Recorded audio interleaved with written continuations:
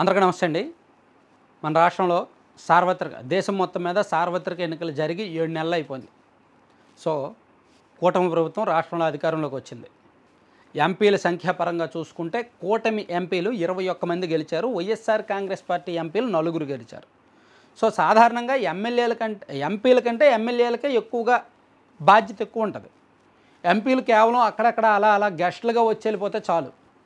ప్రజలు కానీ కార్యకర్తలు కానీ ఎక్కువగా ఎమ్మెల్యేల మీదే ఆధారపడి ఉంటారు. ఎమ్మెల్యేలే ఎక్కువగా బాధ్యత తీసుకోవాలి, గ్రౌండ్లో ఉండాలి. ఏదైనా కార్యక్రమానికి అటెండ్ అవ్వాలి, ఏదైనా కార్యకర్త ఇంట్లో ఏ ఫంక్షన్ అయినా ఏదైనా సరే వాళ్ళే అటెండ్ అవ్వాలి. ఎంపీలు వెళ్ళినా వెళ్ళకపోయినా పట్టించుకోరు. ఎంపీలు కేవలం ఏదో ఒక ప్రాజెక్ట్ శంకుస్థాపనకో, ఏదో ఒక రిబ్బన్ కటింగ్కో, ఏదో ఒక కొబ్బరికాయ కొట్టడానికో, వారానికి ఒకసారో 15 రోజులకు ఒకసారి వెళ్తే చాలు. అదే రాజకీయం ఉంది ఒకప్పుడు. కానీ ఇప్పుడు ఎంపీలు కూడా వస్తున్నారా లేదా, అందుబాటులో ఉంటున్నారా లేదా అనే చైతన్యం ప్రజల్లో ఉంది. చర్చ జరుగుతోంది. సో అలా ఈ 7 నెలల్లో అసలు ఎంపీలు ఎవరు అందుబాటులో ఉంటున్నారు, ఎవరు ఉండట్లేదు అనేది చూసుకుంటే, నేను పూర్తి స్థాయిలో అందుబాటులో ఉంటున్న ఎంపీలు ఎక్కువగా అంటే వాళ్ళ నియోజకవర్గాల్లో ఎంపీలుగా గెలిచిన తర్వాత ముఖం చాటేసి ఎక్కడెక్కడో ఉంటున్న వాళ్ళు కొంతమంది ఉన్నారు. అప్పుడప్పుడు గెస్టులుగా వచ్చి వెళ్తున్న వాళ్ళు కొంతమంది ఉన్నారు. పూర్తిగా బాధ్యత తీసుకొని గ్రౌండ్లోనే ఉంటున్న వాళ్ళు కొంతమంది ఉన్నారు. ఇలా పర్వాలేదు.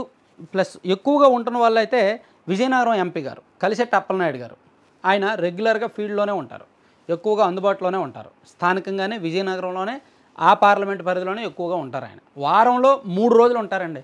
అది గొప్పే ఒక రకంగా. వారంలో 3 రోజులు కాన్స్టిట్యున్సీలో ఉండటం మామూలు విషయం కాదు. ఎంపీలు నెలలో 3 రోజులు ఉండని వాళ్ళు కూడా చాలామంది ఉన్నారు మన లిస్టులో. అలాగే కాకినాడ ఎంపీ గారు ఉదయ్ శ్రీనివాస్ గారు, ఆయన కూడా పర్వాలేదు, ఎక్కువగా తన కాన్స్టిట్యున్సీలోనే ఉంటారు, ఫీల్డ్లో ఉంటారు. అలాగే విజయవాడ ఎంపీ గారు కేశినేని శివనాథ్ గారు, ఆయన కూడా పర్వాలేదు, వారంలో ఒకరోజు 2 రోజులైనా సరే ఆయన ఫీల్డ్లో ఎక్కువగా ఉంటారన్నమాట. సో వీళ్ళ ముగ్గురు తర్వాత హిందూపూర్ ఎంపీ గారు కూడా ఎక్కువగా లోకల్లోనే ఉంటారంట. వీళ్ళ 4 ఒక రకంగా బెస్ట్. ఆ తర్వాత పర్వాలేదు, మరీ తీసిపోరు, అలాగని రెగ్యులర్గాను అందుబాటులో ఉండరు అనిపించుకున్న వాళ్ళలో కేంద్ర మంత్రి శ్రీకాకుళం ఎంపీ రామ్మోహన్ నాయుడు గారు, ఆయన కేంద్ర మంత్రి కాబట్టి అప్పుడప్పుడు వచ్చి వెళ్తూ ఉంటారు. ఆయనతో పెద్ద సమస్య ఏమీ లేదు. ఎందుకంటే కేంద్ర మంత్రిగా బాధ్యతలు ఉన్నాయి. ప్లస్ ఆయనకు గ్రౌండ్ లెవెల్లో క్యాడర్ ఎక్కువ ఉంది కాబట్టి, ఆయన టీం ఎక్కువ ఉంది కాబట్టి టీం వర్క్ జరుగుతూనే ఉంటుంది. సో ఆయన విషయంలో పెద్ద ఇబ్బంది ఏమీ లేదు. అలాగే విశాఖపట్నం ఎంపీ భరత్ గారు కూడా పర్వాలేదు, కొంతవరకు అందుబాటులో ఉంటారు, తిరుగుతారు, ఆయన టీం కూడా పనిచేస్తుంది. అలాగే అమలాపురం ఎంపీ గారు, నరసాపురం ఎంపీ వర్మ గారు, ఆయన కూడా కేంద్ర మంత్రి కాబట్టి ఆయన కూడా నో ప్రాబ్లం. అలాగే మచిలీపట్నం ఎంపీ బాలశౌరి గారు గతంలో పెద్దగా లేదు కానీ ఇప్పుడు కాస్త పర్వాలేదు అంటున్నారు. అలాగే గుంటూరు ఎంపీ ప్లస్ కేంద్ర మంత్రి పెమ్మసాని గారు, అలాగే నంద్యాల ఎంపీ గారు, కర్నూలు, అనంతపురం, వీళ్ళు కూడా కాస్త పర్వాలేదు, మరీ తీసిపోరు, అప్పుడప్పుడు ఆయన అందుబాటులో ఉంటారు. అలాగే ఒంగోలు ఎంపీ మాగుంట శ్రీనివాసులు గారు కూడా ఆయన 15 రోజులకు ఒక 2 రోజుల వరకు ఆయన ఎప్పుడు వస్తారనేది ఒక షెడ్యూల్ పెడతారు. 15 రోజులకు 2-3 రోజుల పాటు ఆయన కాన్స్టిట్యున్సీలో ఉంటారనమాట. ఇక అస్సలు దొరకరు వీళ్ళని పట్టుకోవడం కష్టం అనిపించుకున్న వాళ్ళలో అనకాపల్లి ఎంపీ సీఎం రమేష్ గారు దాదాపుగా దొరకడం కష్టం. ఎందుకంటే ఆయన అంతా హై లెవెల్ కాబట్టి ఆయన పట్టుకోవడం కష్టం. సేమ్ రాజమండ్రి ఎంపీ పురంధేశ్వర్ గారు, ఆమెను కూడా పట్టుకోవడం కష్టం. ఆ నియోజకవర్గంలో చాలా తక్కువ అందుబాటులో ఉండేది. అలాగే ఏలూరు ఎంపీ మహేష్ యాదవ్ గారు, ఆయన కూడా చాలా తక్కువ అందుబాటులో ఉండేది.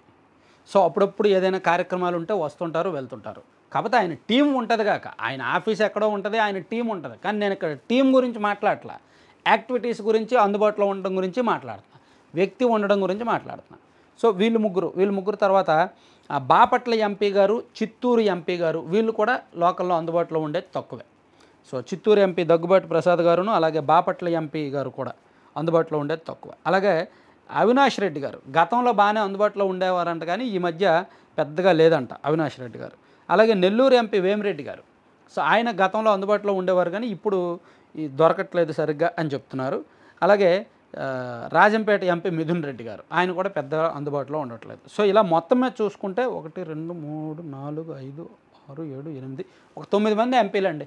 మొత్తం 25 మంది ఎంపీల్లో 9 మంది ఎంపీలు పెద్దగా అందుబాటులో ఉండట్లేదు. వాళ్ళు ఎప్పుడు ఎక్కడ ఉంటారో కూడా దొరకడం కష్టం, పట్టుకోవడం కష్టం. ఒక 4 ఎంపీలు బెస్ట్, ఎక్కువగా ఫీల్డ్లో తిరుగుతున్నారు, గ్రౌండ్లో తిరుగుతున్నారు, అందుబాటులో ఉంటున్నారు, కాస్త ప్రజలకి కార్యకర్తలకి రెస్పాండ్ అవుతున్నారు. అందుబాటులో మీన్స్ రెస్పాండ్ అవ్వడం కూడా.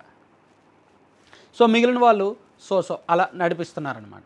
సో ఇది ఎంపీలకు సంబంధించి ఈ 7 నెలలు. సో ఇది కేవలం నేను అందుబాటులో ఉన్న వ్యవహారం, రెస్పాండ్ అయిన వ్యవహారం మీద మాత్రమే ఇస్తున్న ఫీడ్బ్యాక్స్ని, వాళ్ళ ఓవరాల్ పనితీరు, వాళ్ళ మీద వచ్చిన ఆరోపణలు, వాళ్ళు వ్యవహారాలు, ఇంకేమీ నేను చెప్పట్లా.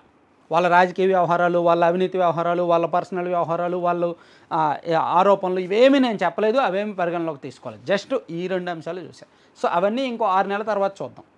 వాళ్ళ అవినీతి వ్యవహారాలు, వ్యక్తిగత వ్యవహారాలు, ఆరోపణలు, ఇవన్నీ ఒక 6 నెలల తర్వాత ఫుల్ రిపోర్ట్ చూద్దాం. ప్రస్తుతానికైతే ఇది.